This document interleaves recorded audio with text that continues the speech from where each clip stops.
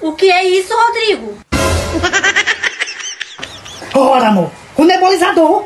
Como é que tu sai e deixa só eu e tua mãe aqui em casa? A tua mãe quase me mata.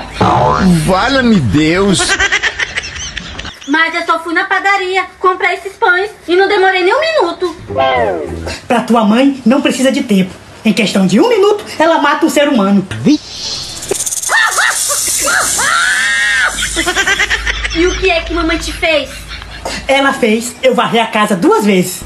Fez eu pegar a roupa do varal, que já tava enxuta, molhar e estender de novo. O quê? Não acredito.